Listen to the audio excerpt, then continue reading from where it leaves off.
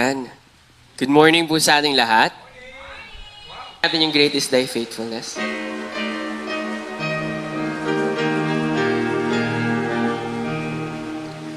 Great is Thy faithfulness, O God my Father.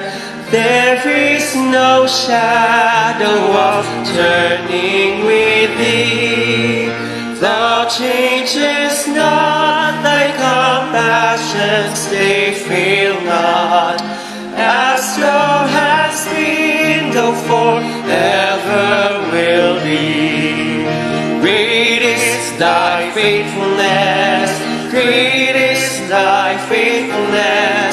Morning by morning, new mercies I see. All I have needed, Thy hand hath provided. Great is Thy faithfulness, Lord, unto me.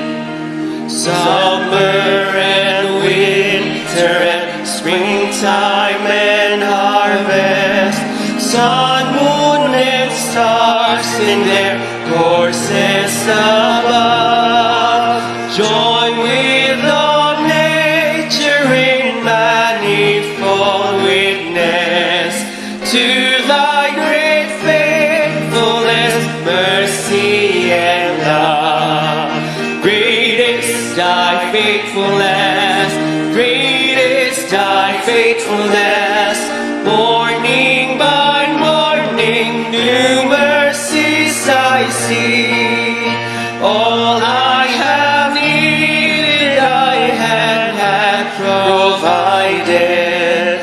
Great is Thy faithfulness, Lord, unto me. Hard and foreseen and the peace that endureth, Thine own dear presence to cheer and to guide, strength for today and bright hope for tomorrow.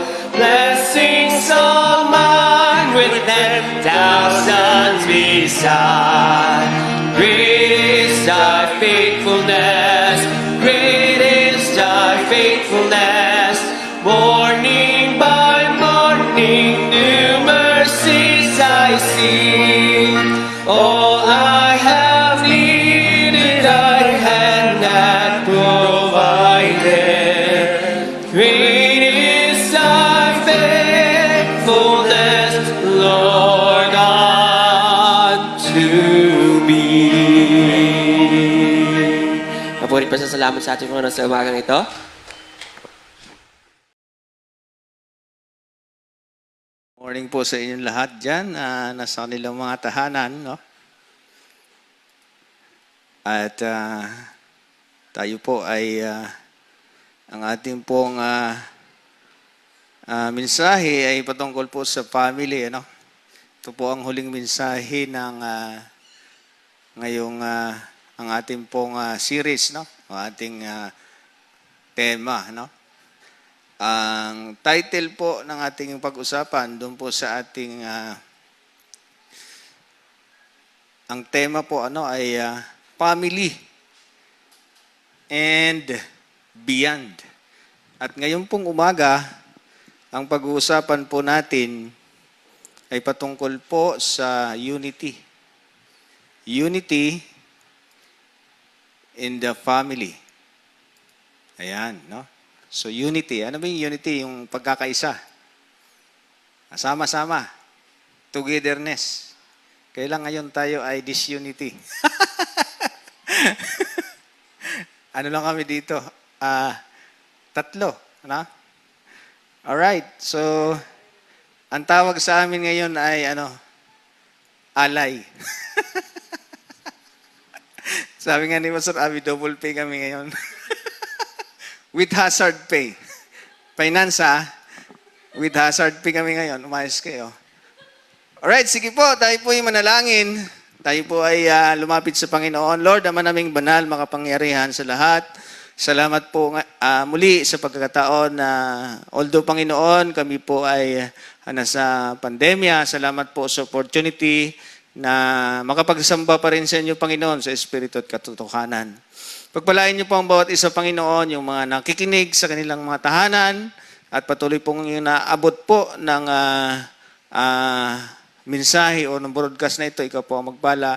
O banal na Espiritu, ikaw po, Panginoon, ang manguna sa amin, Panginoon. Pagpalain niyo po ang mensaheng ito, Panginoon, at ikaw po ang magpaliwanag. Samahan niyo po kami, Panginoon, at muli, patuloy ko po tinataas ang aking sarili sa inyo, Panginoon, na patuloy mo akong patawarin sa nagawa kong kasalanan, at patuloy po, Panginoon, na kami po karapat-dapat na marapsyo sa umagang ito. Pagpalain niyo po, Panginoon, at ikaw po ang mangusap sa bawat isa. Salamat po, at ikaw po ang patuloy na magpala sa nasa kanilang mga tahanan, Panginoon, na although may mga karamdaman, Panginoon, kami po ay humihiling sa inyo na patuloy niyo pong pagalingin ang bawat isa. Salamat po. Ito sa dalangin sa matamis sa pangalan ng Panginoon Jesus. Amen. Alright.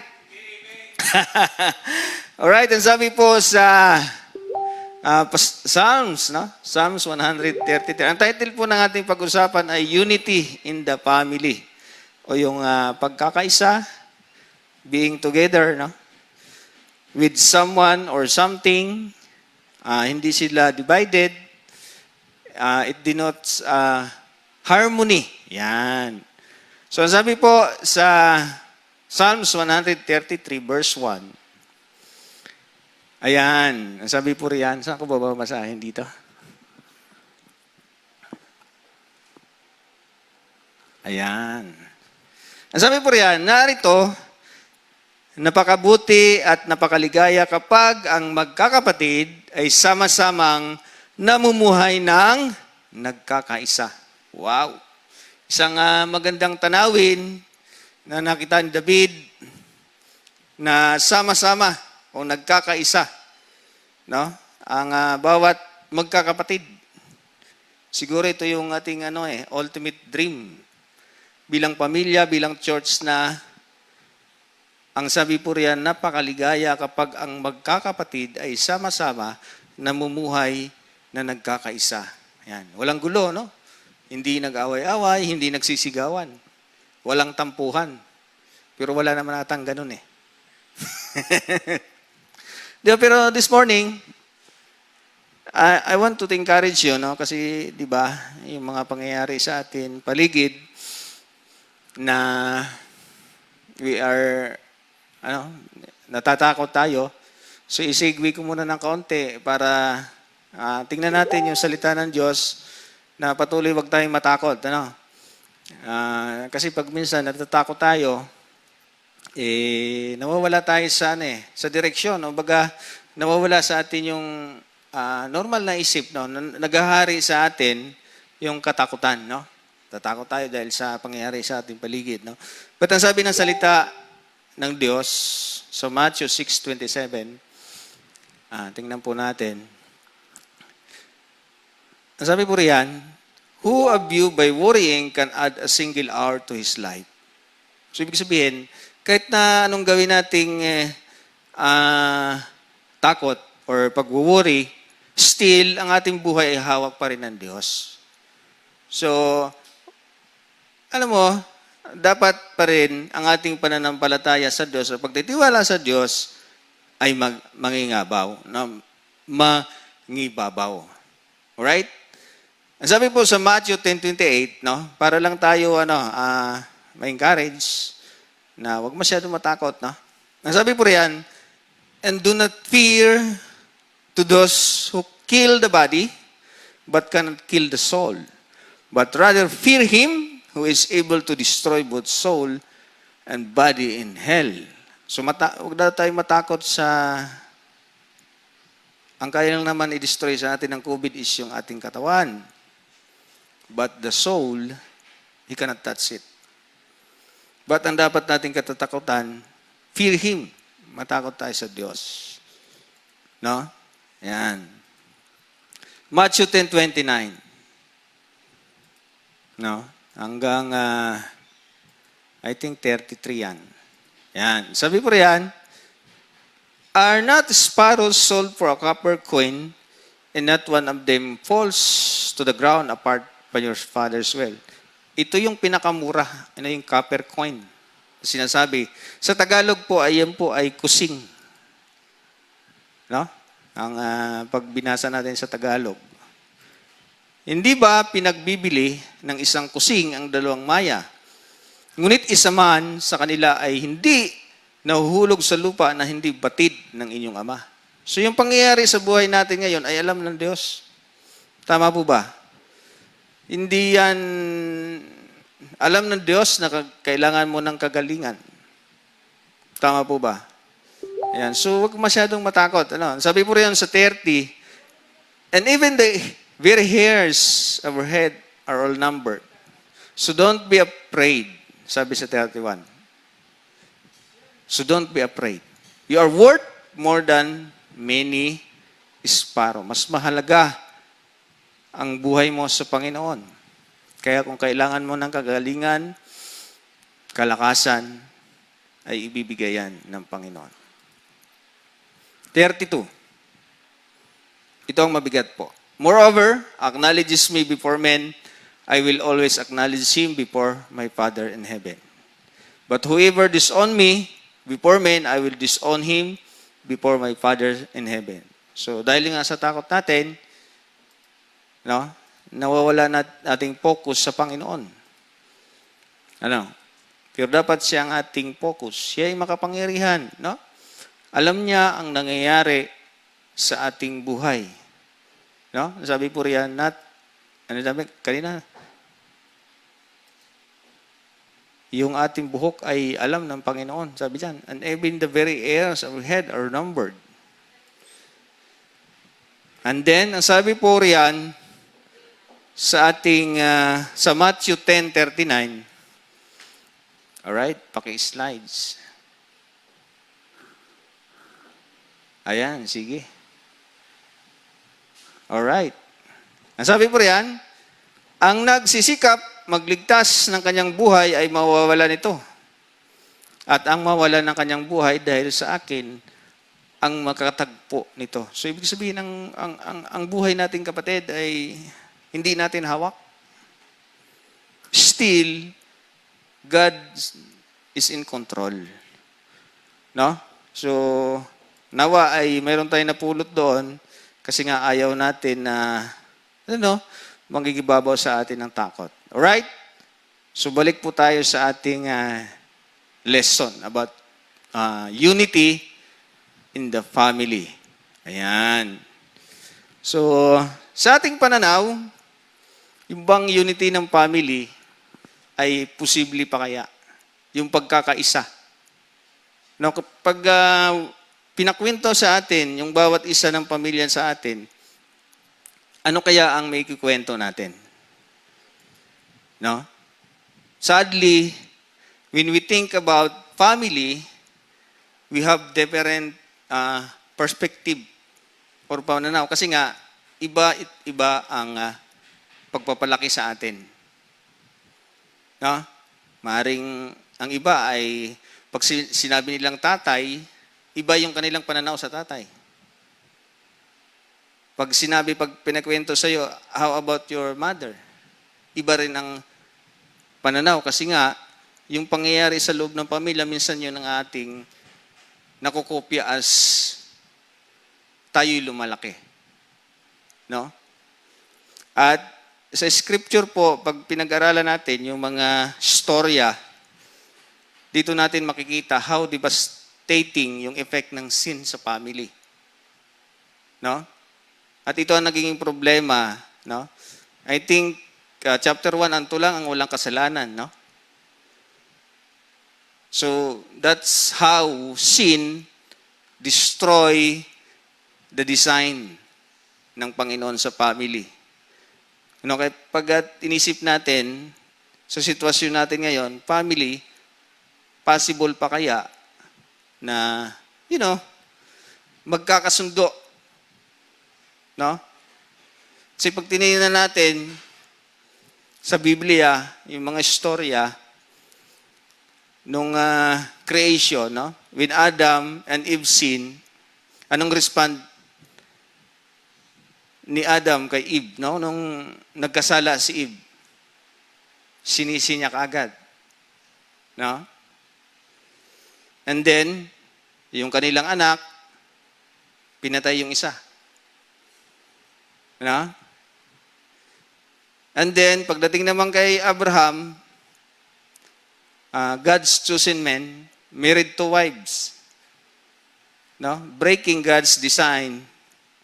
And eventually, pinalayas niya si Sarah. Ay si Hagar. Pinalayas niya sa kanyang tahanan. And also Jacob.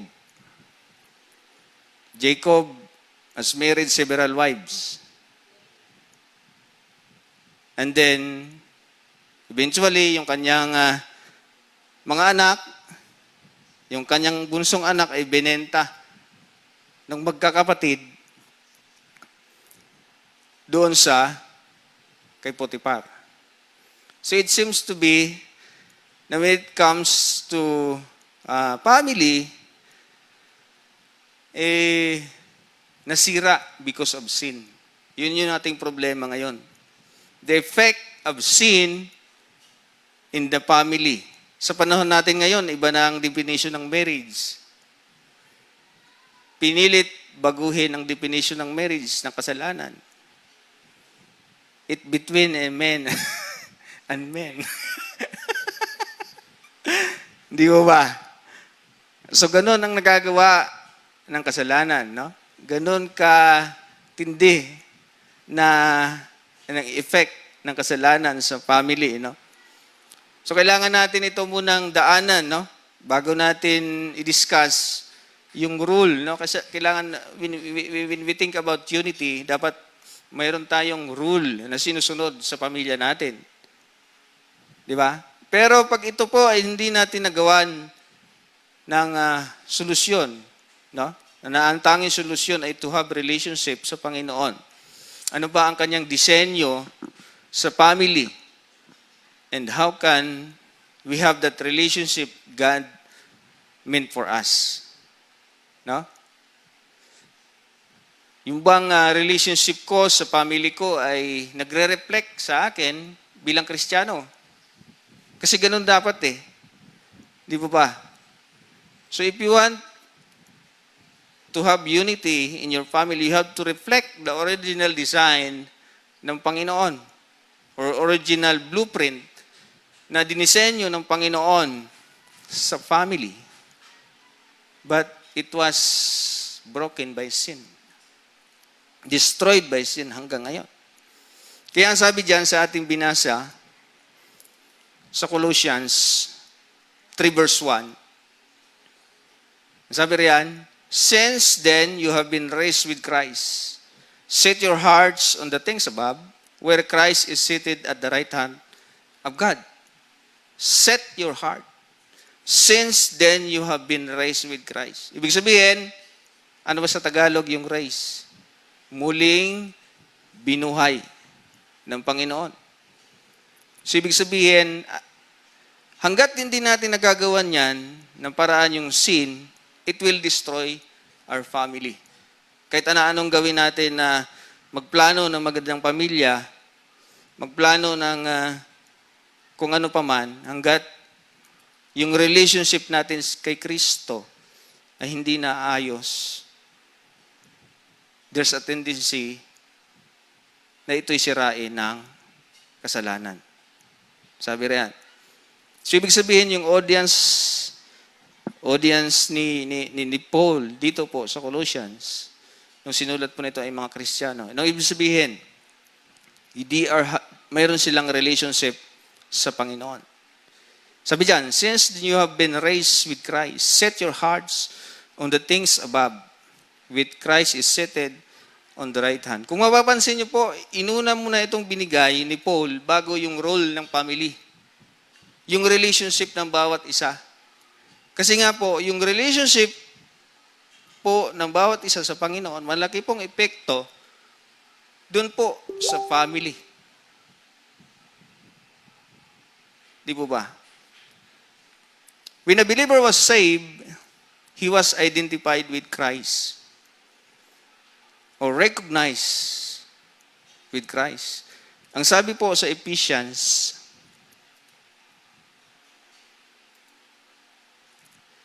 2 verse 6, and raised up together and made us sit together in the heavenly places in Christ Jesus. Tayong pinaupo na kasama niya.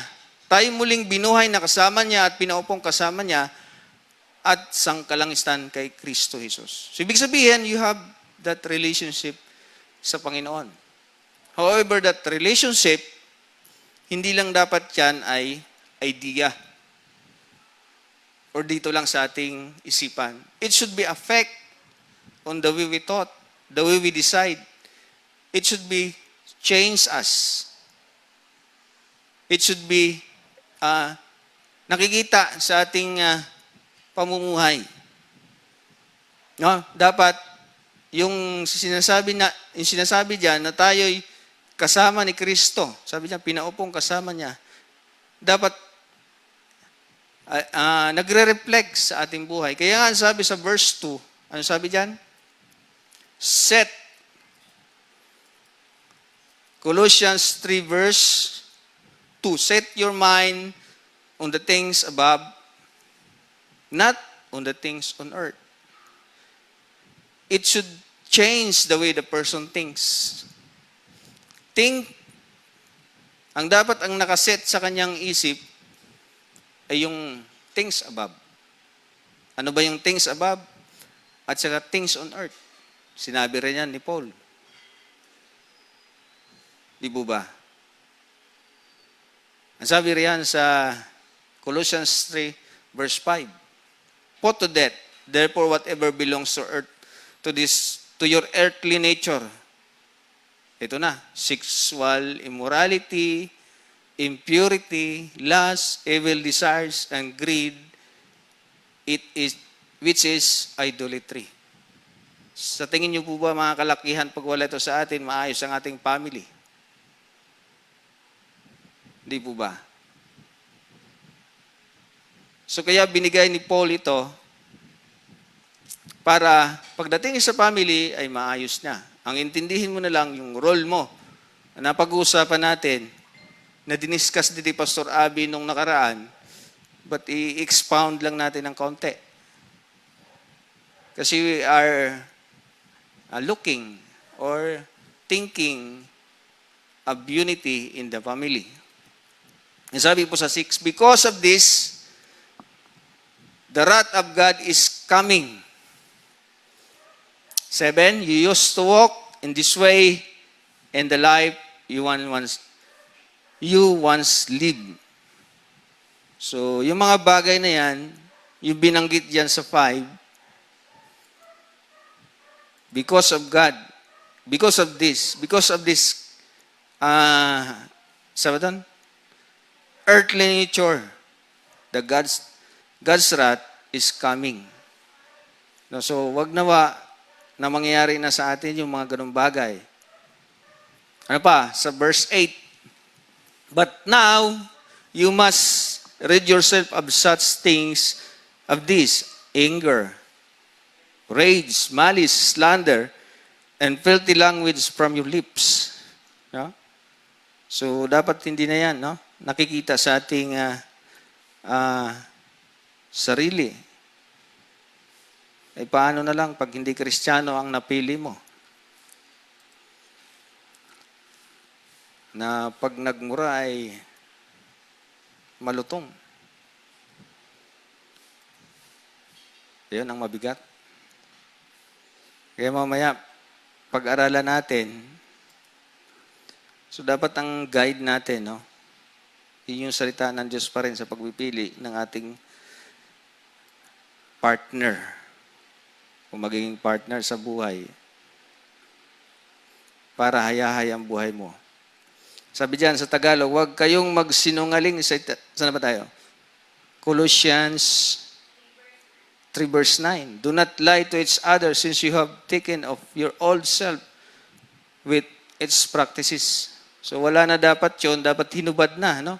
Kasi sabi diyan, you have taken off your old self and its practices. So, ibig sabihin ni Pablo na isuot nyo yung bagong ikaw. Yung lumang ikaw, dapat wala na yon. Ano ba yung dapat nating isuot? Sabi sa 10. And you have put the new self, which is being renewed in the knowledge and the image of its creator. Put on the new self.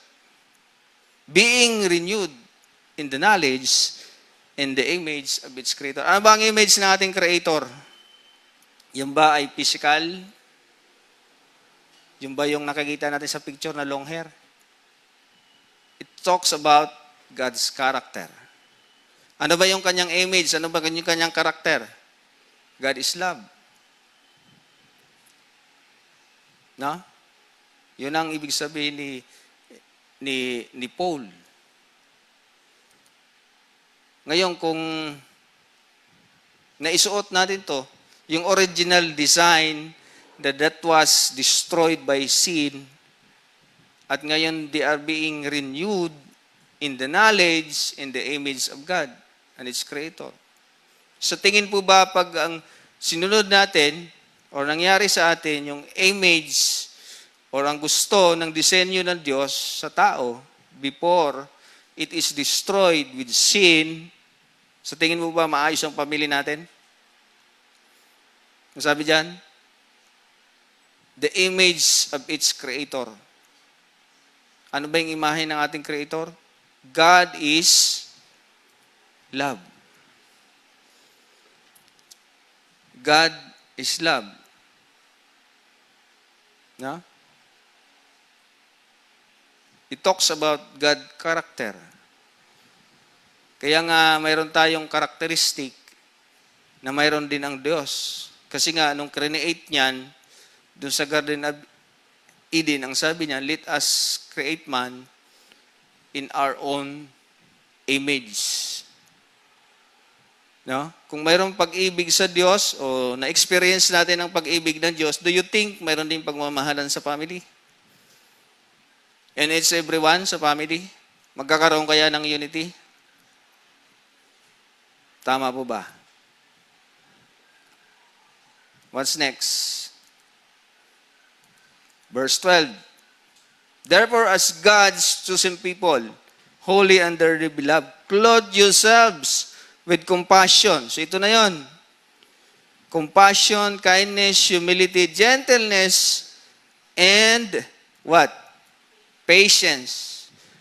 Kung mayroon ang bawat isa nito sa family, do you think family would be united?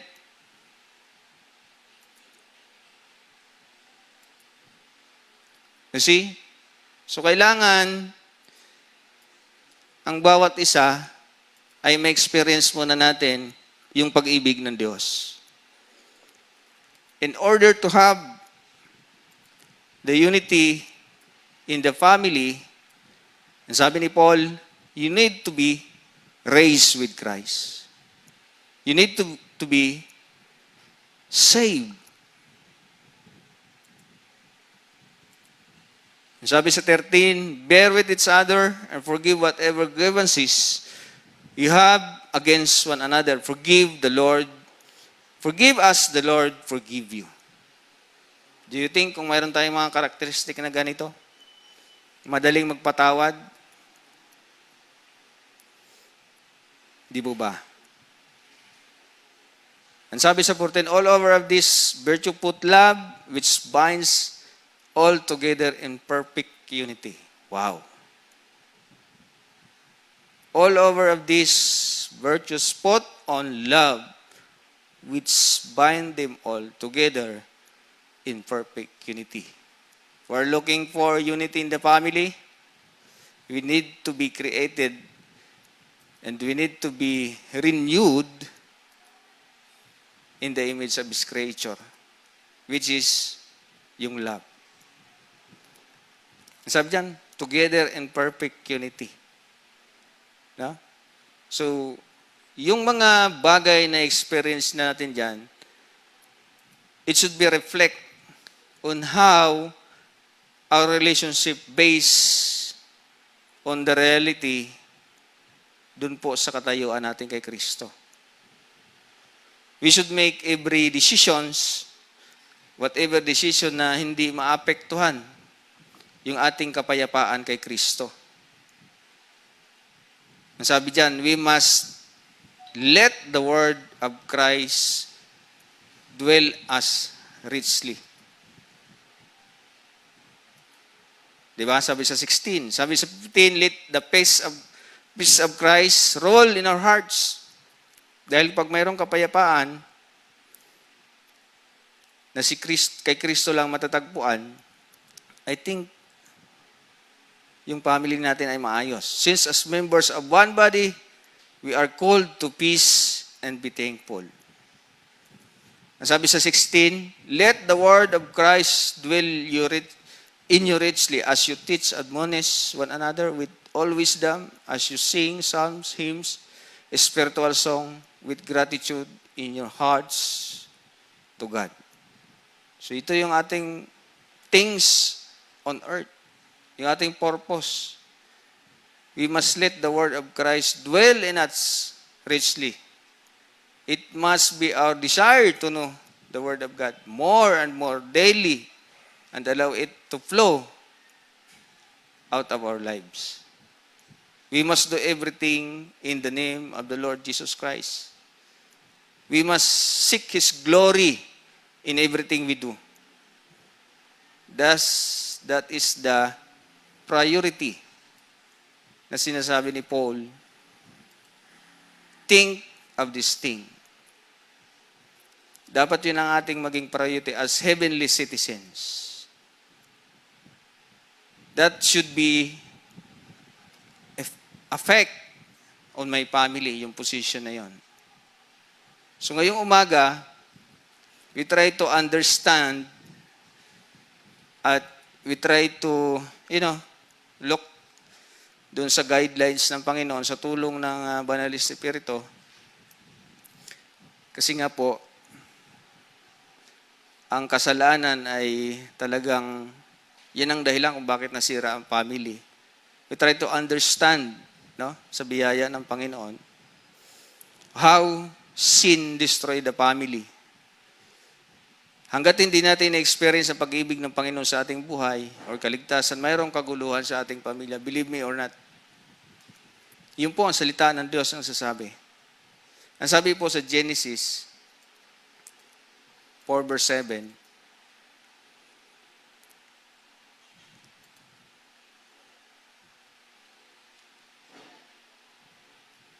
next, isa pa. Genesis 4 verse 7. Ito po ang nagkukontrol sa atin. Bakit? May mga gusto natin ang pamilya ay magkaisa, but there's a problem. Dapat natin maintindihan to. Ang sabi po riyan, kung mabuti ang iyong ginawa, dapat kang magsaya. Kung masama naman, ang kasalanan ay tulad ng mabangis na hayop, laging nag-aabang upang lupigin at pagharian at kailangan mong mapagtagumpayan ito.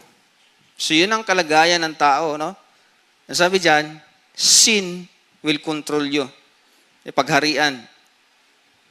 Ito po ay sinabi ng Panginoon kay Cain. Yung sin na ito. So kahit anong gawin natin, na desires na magkaroon ng unity sa family, sin still is in control. Sabi diyan, kailangan mong pagtagumpayan mo ito. Paano ba pagtagumpayan ang kasalanan? Ang sabi po sa Romans 7:24, kahabag-habag na tao ako. Sino ang magliligtas sa akin mula sa katawang ito ng kamatayan? Sa 25, ngunit salamat sa Diyos sa pamamagitan ni Kristo Jesus na Panginoon natin. Kaya nga ako mismo ay naglilingkod sa kautusan ng Diyos sa pamamagitan ng pag-iisip. Ngunit sa pamamagitan ng laman ay sa kautusan ng kasalanan. Salamat sa Panginoon Diyos dahil kay Kristo Jesus na ating Panginoon. Yun lamang ang makapagtanggal sa atin sa kontrol ng kasalanan. No? At salamat at tayo'y niligtas ng Panginoon na supposedly hindi na sa atin nakikita yung mga ganyang karakter. Galit, di ba? So mayroon bang kapayapaan sa ating family? Mayroon bang unity sa ating family? So we have to check. Na-experience ba natin yung saving grace ng Panginoon?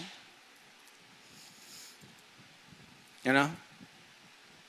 Naintindihan ba natin kung ano ang ginawa ni Kristo para sa atin? Karamihan kasi sa atin, ang pagpili ng asawa or mapapangasawa o maging partner ay yung physical na anyo. Kasi ang pogi.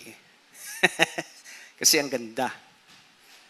Kasi daw pag hindi pogi, mas mahal daw ang gastos. Mas mahal magpabelo.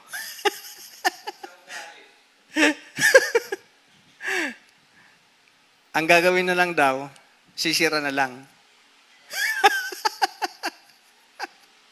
Di mo ba? Ayan.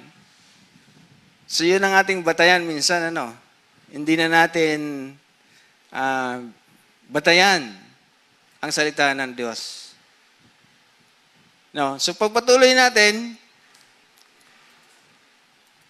doon po sa verse 18, yung binasa natin kanina, there are some responsibilities or role of the family members in order to have a unity. No, mayroong gagampanan na role.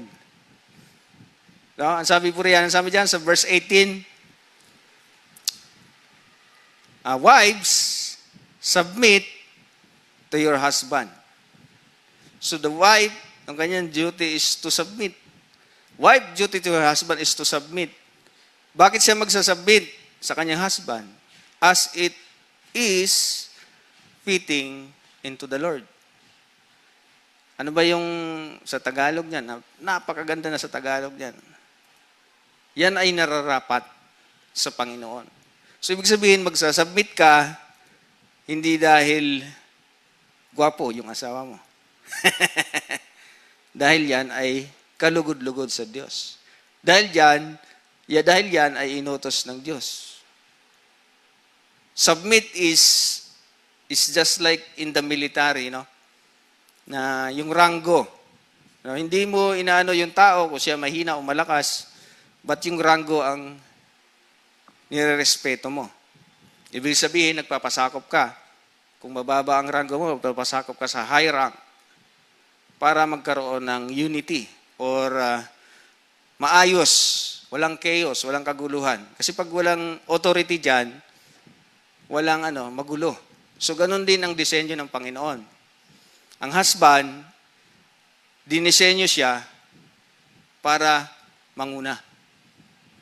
So dapat natin maintindihan yan, mga misis, mga nagpaplanong mag-asawa.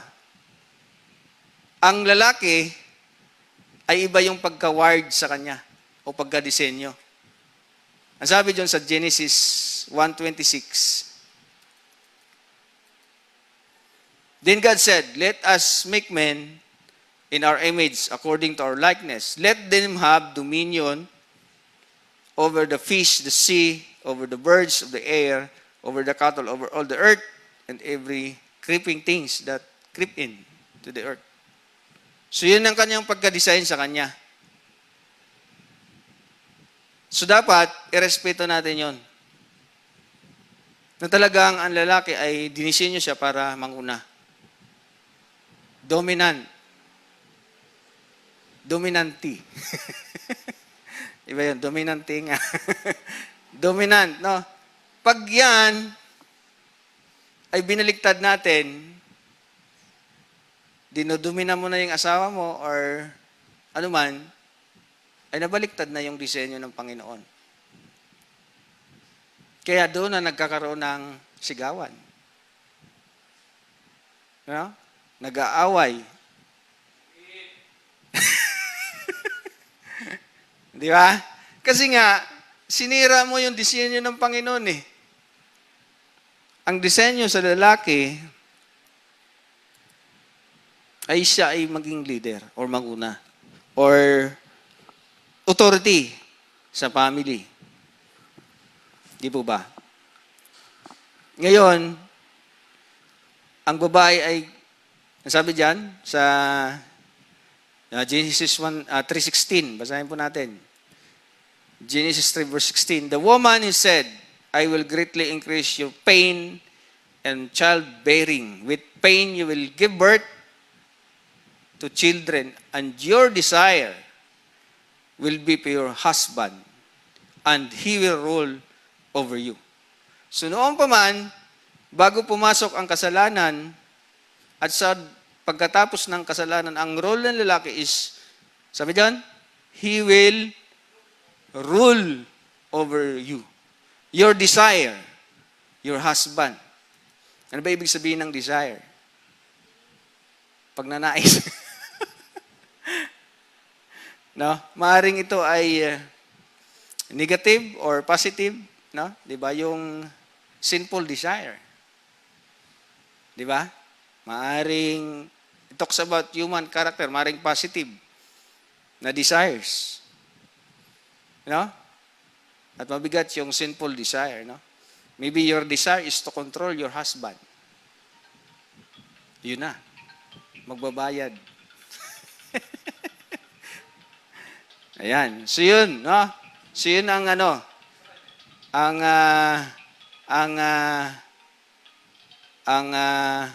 disenyo ng Diyos sa lalaki, no? Ayan. So dapat natin yun maintindihan. Mga wife. Ayan. Wife must submit in the context of love. No? Ang sabi sa John 4 verse 8, no? Mas madali mag-submit or mas madali sumunod kapag mahal mo ang isang tao.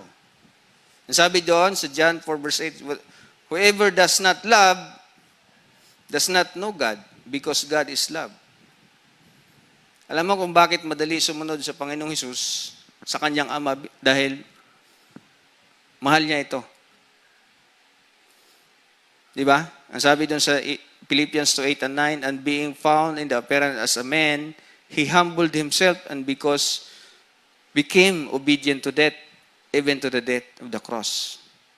So, sa ganun din sa ating mga wives, no? Mga asawa, we must submit in the context of love. No? Dahil hindi lang, paano pag pangit ang ugali ng iyong asawa? Ano ang gagawin? Paano pag hindi Kristiyano ang iyong asawa? Well, ganun pa rin. Hindi naman nagbabago ang salita ng Diyos. Still, you have to submit. You have to obey. Magpasakop ka pa rin. Ang sabi sa 1 Peter 3 verse 1,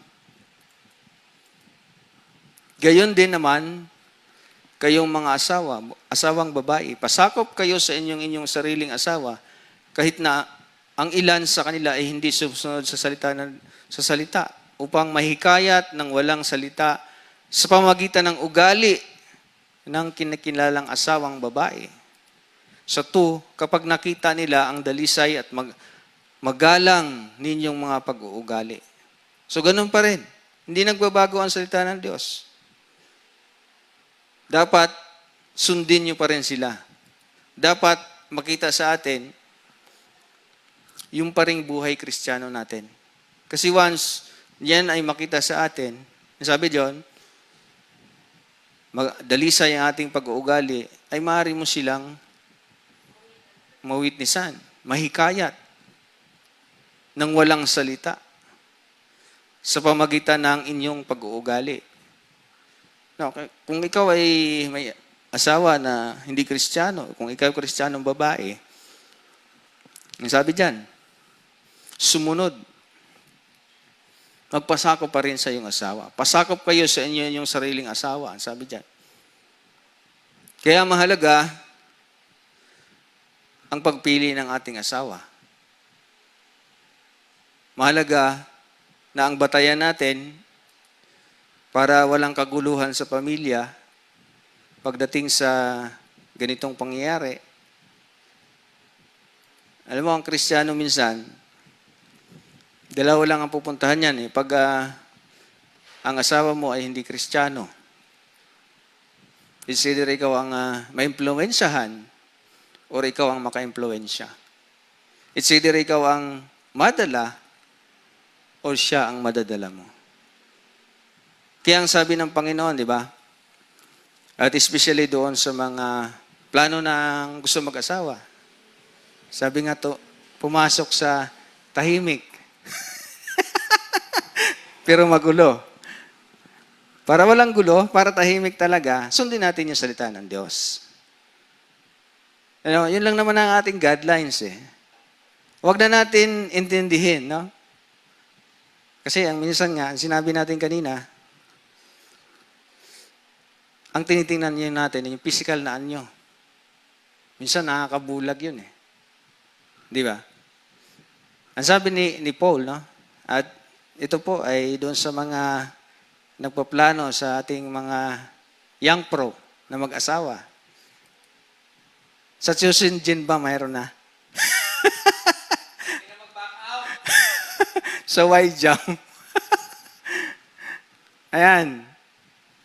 Ang sabi ni Paul sa 2 Corinthians 6:14, huwag kayong makisama sa mga di sumasampalataya. Maaari bang magsama ang katwiran at ang kalikuan? O kaya'y ang liwanag sa kadiliman? 15, maaari bang magkasundo si Kristo at si Belial? Ano ang kaugnayan ng mananampalataya sa di mananampalataya? So yan, mabigat po yan. So, ang qualification sa pag-aasawa ay dapat parehas kayo ng pananampalataya. Kasi pag hindi, magkakaroon ng friction. Dito muna ako. Dito ako magsisimba. Di ba? So, wag natin baliwalain yung salita ng Diyos. No? Yan ay advice. No? At as much as possible, kaya nga ang ginagawa, sinisiran mo na. Di ba? Alright. Next. Ano sunod?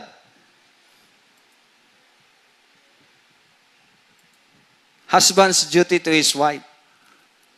Sabi riyan, husband, love your wives and not to be harsh with them. Bakit love ang utos ni Paul? Why the command is to love?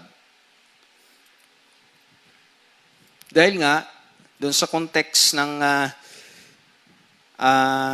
sa lugar nila, sa tradisyon nila, ang babae ay property. It's just like kung ano yung kanilang property, nabili. Halimbawa, yung hayop, pares ang kanilang treatment sa babae. Di mo ba? Property.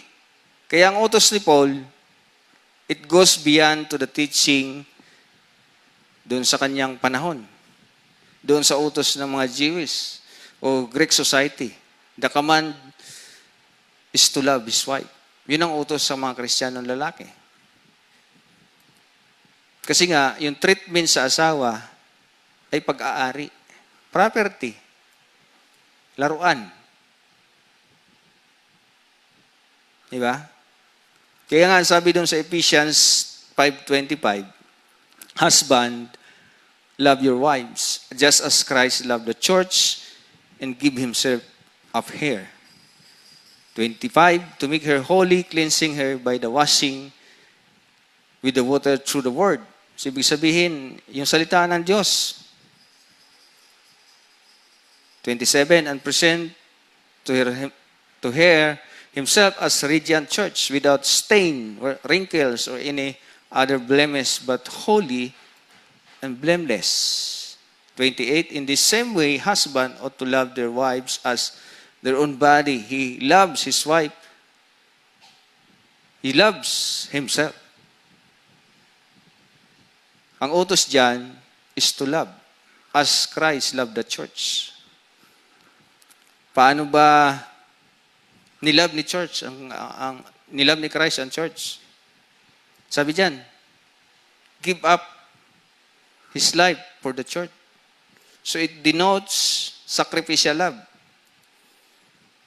To love sacrificially means to the husband ay bigyan ng oras ang kanyang asawa. Give up other things to serve and to please his wife. He must sacrifice for her. Sabi diyan, nagsakripisyo. Give up himself. Kung paano nagsakripisyo si Christ sa church. Di ba? Ano ba yung mga isasakripisyo natin? Yung oras, yung entertainment, yung friendship, yung barkada, yung laro, na binata pa tayo, ay yun ang ating inaatupag. So wala na dapat ganon. Kasi, may asawa ka na eh. So dapat mong maintindihan yan. You have to sacrifice everything. Kaya nga, ang sabi diyan, ang ating mga tatay nagsasakripisyo magtrabaho, di ba? Abroad. No? Kahit masakit ang mapalayo sa family, ginagawa ang lahat para mabili ang gusto ni nanay.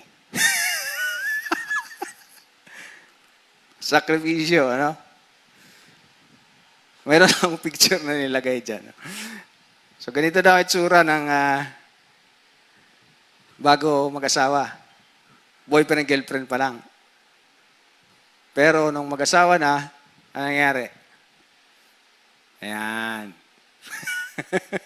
Ginagawa na ang lahat para sa family. That's sacrifice. Di ba? Na kung anong mga pwedeng ibenta, anong pwedeng inegosyo. Alright.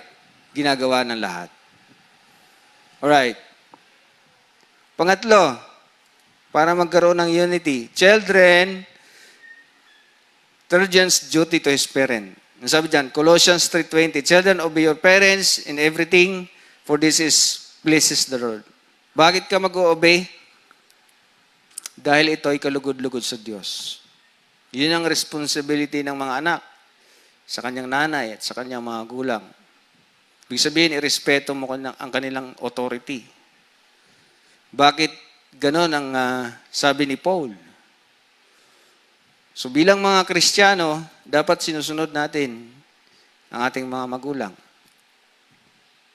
No? So mayroon pa bang Kristiyanong bata na hindi sumusunod sa magulang? Dami.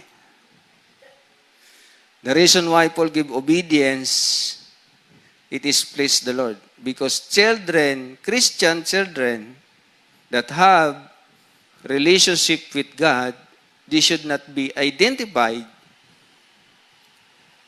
as disobedient to parents. Kristiyano ka eh. So pag nag-disobey ka,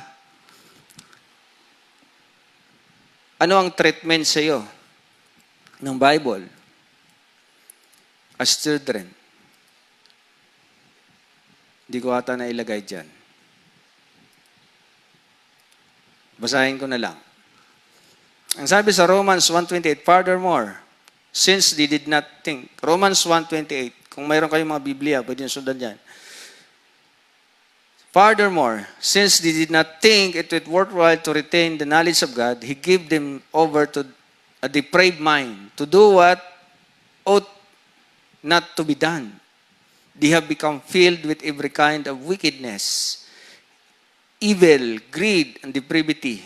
They are full of envy, murder, strife, and deceit, and malice. They are gossip, slanderer, and God-haters, insolent, arrogant, and boastful. They invented the way of doing evil. They disobey their parents. So, ibig sabihin, pag nag-disobey ka ng iyong parents, ang treatment sa'yo, you are a worldly people who deny the Word of God. Who deny God. Kasi hindi mo sinusunod yung authority na ibinigay sa inyo ng Diyos. At ito ang problema. Pag hindi ka natuto ng authority sa inyong tahanan, you will disobey yung authority ng government. You will disobey your teacher. You will disobey yung boss mo. Kasi nga, hindi ka natutuwa ng obedience sa inyong tahanan. Tinidisobey mo ang iyong mga parents. At mahihirapan ka pagdating sa labas, pagdating sa trabaho, kasi hindi ka natuto ng obedience. A child who disobedient to his parent will disobey every authority. Yan po ang sabi ng Bible. Ito po ay mahalagang utos sa atin. Ito po ay nilagay ng Panginoon sa Ten Commandments. Sabi po sa Exodus 20 verse 12, honor your father and your mother so that you may live long in the land the Lord your God is giving you. So pag sa panahon ng Old Testament, pag hindi mo inonor o dinisobey mo ang iyong parents, yun po ay may kaparusahan. Ano ang parusa sa kanya? Anyone who curses his father or mother must be put to death. Mayroon bang ganon? Sa ngayon? Ano ba yung curse? Yung minumura? Tama ba? Yung nanay at saka tatay? Nagsabi ng hindi maganda, sumasagot? Pabalang kung sumagot. Sabi diyan, anyone who curses his father or mother must be put to death. Kaya nga, pag hindi ka sumusunod or sumasagot-sagot ka sa iyong magulang, patay ka. You have to put to death. Di ba? Sabi diyan. Ang sabi sa Leviticus 20 verse 19, if anyone curses his father or mother must be put to death. He has cursed his father or his mother and his blood will be on his own head. Ang sabi sa Proverbs 30 verse 17, the eye that mocks a father, that is scorn obedience to a mother will be picked out by the raven and the valley will be eaten by the vulture. So yun ang kanyang kaparusahan. Mabigat yan.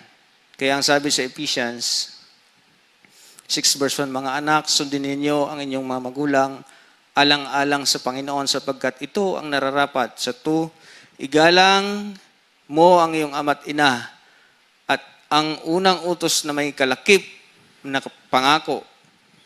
Ganito ang pangako, ikaw ay giginhawa at lalawig ang iyong buhay rito sa lupa. Kumusta ang buhay mo? Mabigat ba? Mahirap ba? Maaring, along the way, ikaw ay disobedient child sa iyong mga magulang. Kasi mabigat yan. Lalawig ang iyong buhay. Giginhawa ang iyong buhay rito sa lupa.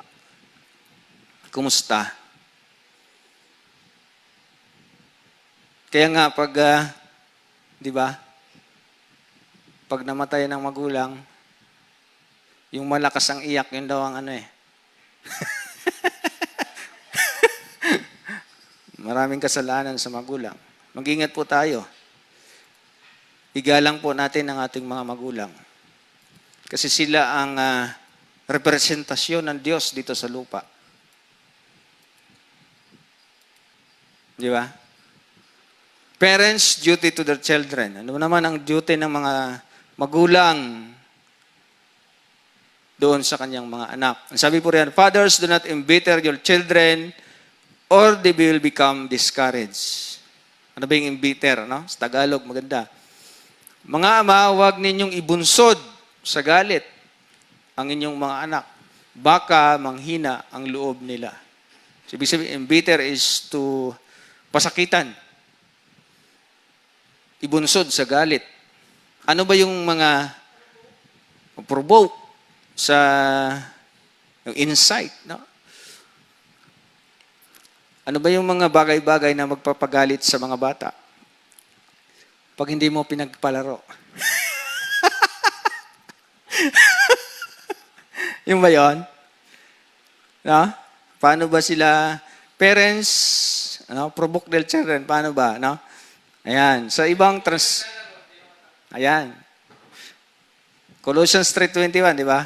Fathers, do not provoke. Sa ibang translation is provoke. Lest they should be encouraged. Paano ba natin sila napoprovoke?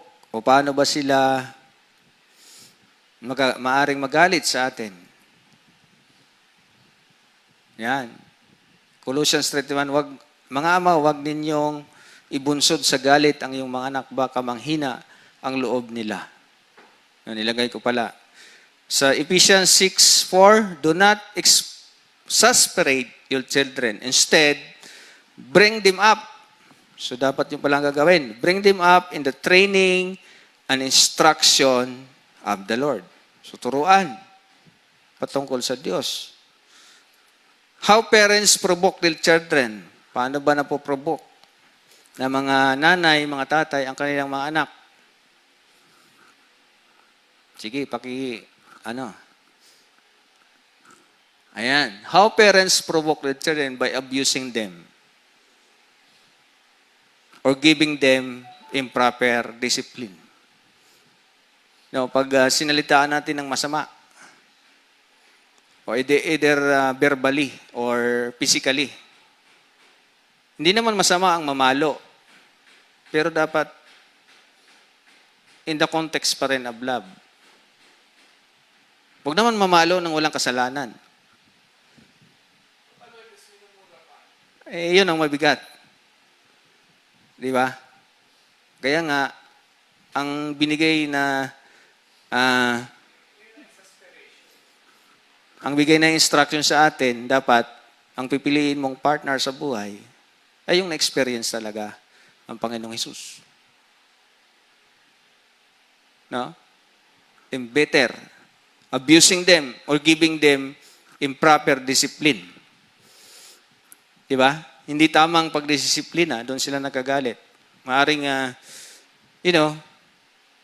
pag pinakwento sa'yo or tinanong yung bata, sino sa'yo ang tatay mo? You see? Doon makikita, no? Hindi naman masama, kasi sabi sa Bible, di ba? Proverbs 22 verse 15, sabi po riyan, likas sa mga bata ang pagiging pilyo. Ngunit sa pamamagitan ng palo, sila'y matututo. Talagang sa mga bata ay talaga sila? Pilyo talaga. You know? Proverbs 13:24, he who spurs rod hates his son, but he who loves him, discipline him promptly. So, improper discipline, no? Pag hindi mo siya dinidisiplina, hindi mo siya love. Ganun ang mangyayari. Yan, sumabigat yan. Na pag hindi natin sila tine-train or hindi natin mali yung pag-abuse o ina-abuse natin sila, yun. Maaring yun ang dahilan ng kanilang embitterness or kasakitan. No? Ano pa? by neglecting them. Ano ba yung neglecting them? Iniwan. Pinabayaan. Yun. So doon, no? Yung bang pag inisip mo ang iyong tatay at saka nanay, galit na galit ka. Dahil iniwan ka na lang na, you know, at yan ang kadalasang problema, naiwan sa lola, di ba, naiwan sa lolo, kamag-anak, di ba? Neglecting them, no? Maaring, ang tawag doon, nasa trabaho lagi, walang oras sa family, no? Walang tatay, nanay na laging naggagabay. At yun ang naging dahilan, no? Ng kanilang mga hinanakit.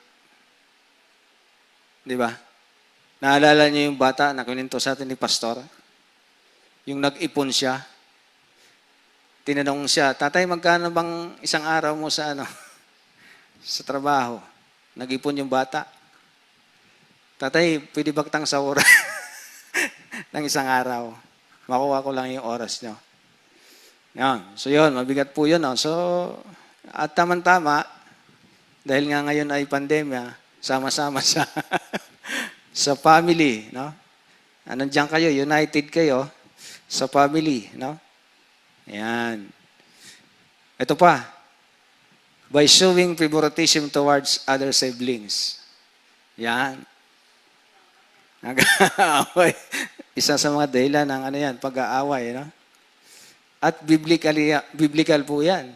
Nangyari kay Joseph at sa kanyang mga kapatid. Dahil paborito si Joseph, ni Jacob, ang ginawa sa kanya, laging galit. Binalakan siya, binenta siya. Kinidnap siya at binenta kay Potiphar. Yun. So yun, no? So mga dahilan ng ikagagalit or provoke, no? Embitterment. Alright? So nawa ay mayroon tayong natutunan, no? Na bilang pamilya ay mayroon tayong kanya-kanyang gampanan or gawain or rule na dapat nating gampanan. Pag ginawa natin yon, maayos ang ating pamilya. Unang-una, mahalaga po, yung sasabi ni Paul sa 3 verse 1, sa Colossians 3 verse 1, na dapat na-experience natin yung saving grace ng Panginoon. Na binigay sa atin ni Paul kanina. Yung sabi doon, since then you have been raised with Christ, set your hearts on the things above, where Christ is seated at the right hand of God. That's number 1 na dapat natin ma-experience. No? So dapat yung ating katayuan kay Kristo ay dapat magkaroon ng refleksyon sa ating family. No? In the same way, husband must love his wife even if she does not submit to him. Pag hindi nagsasubmit yung misis niya sa kanya, husband love his wife. Children must obey in everything regardless of whether or yung tatay at saka nanay natin bad or good. Pero mabigat yun, mahirap sumunod sa ganun. No? Kasi sometimes ang response natin sa ganung pangyayari yung ating sarili lang. Kung ano lang ating naramdaman. Dapat ang ating response yung relationship natin kay Christ. Yung katayuan natin kay Christ. No? Sometimes kasi yung response natin sa ibang tao ay yung ating pakiramdam, galit, hindi yung ating relationship sa Panginoong Hesus. So in order to have a relationship in the family, you need to experience the saving grace ng Panginoon. No? And then yung binigay na rule ni Paul, no?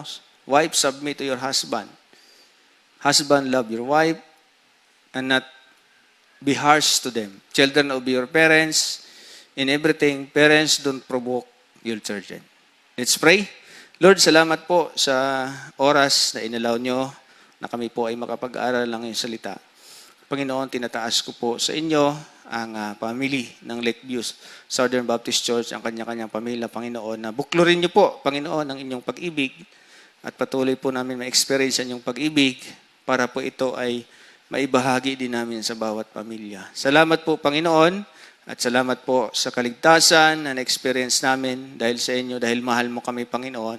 At because of that, Panginoon, patuloy po ito nagre-reflect yung pag-ibig nito sa aming mga family. Salamat po, Panginoon, sa inyong pagmamahal. At patuloy niyo pagpalain ang bawat isa ng mga nakikinig, Panginoon, na patuloy pong ma-experience ang iyong pag-ibig. Salamat po, pagpalain niyo po kami, Panginoon. Ito sa amot dalangin sa mata sa pangalan ng Panginoon Jesus. Amen. Alright. Sige po.